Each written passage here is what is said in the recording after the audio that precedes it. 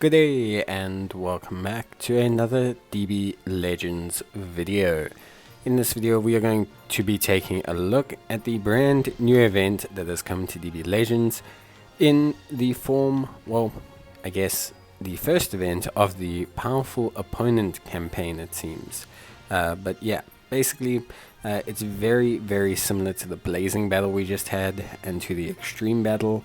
Again, the rewards are still only really 100 Legends limited Z power, but it does seem as though they've adjusted the difficulty at least a little bit. So obviously this is the Supreme Boss Rush. It is very similar to Blazing Battle. You will get a fight every single day. Make sure you challenge it every single day because the previous day's fight will expire. When you clear the stage, you will receive some special medals along with the Powerful Opponent coins. All pretty stock standard stuff, and it's part of the Powerful Opponent campaign, which could be something very interesting, could also be something pretty meh, but could be something cool. Lots of Powerful Opponent upgrades, lots of obviously just units that Goku has faced and Vegeta has faced over the years.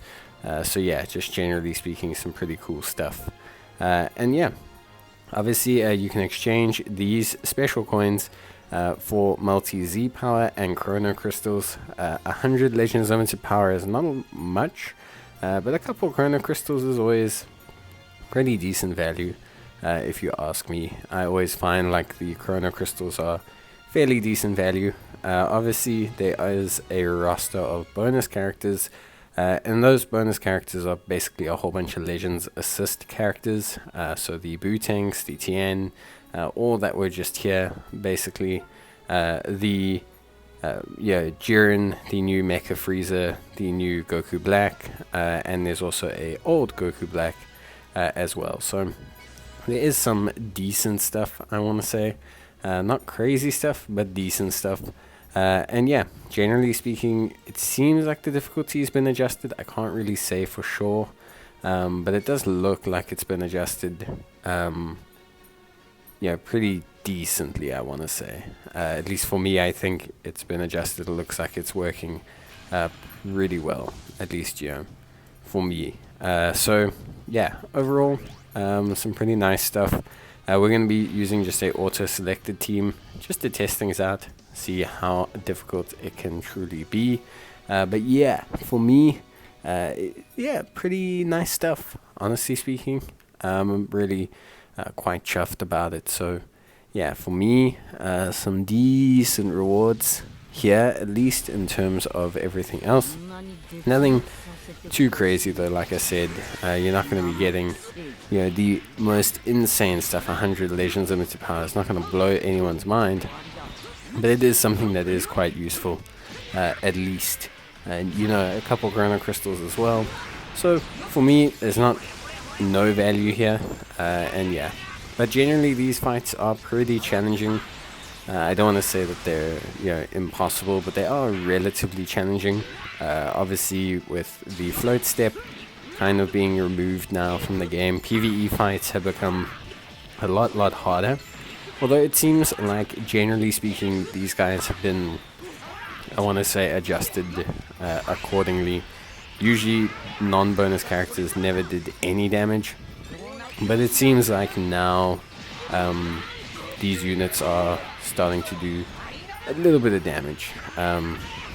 Seems like we're starting to make some kind of progress in terms of making it a manageable attempt, basically. But yeah, obviously, guys, it is quite challenging. The only real tips I can give you is try and focus on having bonus characters. Obviously, try and focus on having as strong a team as possible. Team bonus obviously matters a lot. The equipment that you use matters a lot as well. So yeah, just generally speaking, feel free to try and build as best you can. Personally speaking, I think that it's been reduced to be somewhat fair. I wouldn't say any of the rewards are worth summoning on Legends assist characters for. So I wouldn't say go to the banners and specifically summon. What are you dropping Chrono crystals for? You're dropping Chrono crystals for the odd chance at potentially getting 100 Legends limited power, it just doesn't really equate like 100%, if you know what I mean. So yeah, rather not do that, and just basically focus on what you can focus on, and what you can do, and just get yourself the Chrono Crystals, if anything. I feel like that's more than enough reward, at least for me personally. I find that to be more than enough reward. Obviously, it can entirely depend, on like you as a person, how deep you want to go, but I wouldn't say it's worth picking up any Legends Assist characters purposefully to get this loot, to get this kind of gear. At least from my side, I would say it's not 100% worth it. Obviously, to each their own. You might find it to be entirely worth it, and I completely understand. But yeah, for me, I don't know. I just think you're better off just kind of focusing and getting a couple of the Chrono Crystals. At least personally speaking, I just think it's a little bit better, and yeah, I feel like it just ends up getting you kind of better gear overall for your characters, and you can use the Chrono Crystals to summon on other units as well. So yeah, you'll see that I kind of screw this up a little bit here. I basically throw this one, not gonna lie, I throw this one big time, which happens, but at the end of the day, like, how can I say, at the end of the day, it does tend to happen, and sometimes we make mistakes, and I basically screw this one up quite a bit. Basically, I kind of shoot myself in the foot here, but yeah, not a huge issue at the end of the day. I mean, like, sometimes you screw things up, sometimes you don't. It's really not like the world's biggest issue. You can always have your own progress in these type of things.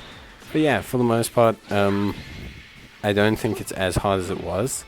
It could be. It just depends, obviously, on what units you have. Obviously, the battle bonus units include the trunks that recently came out as well.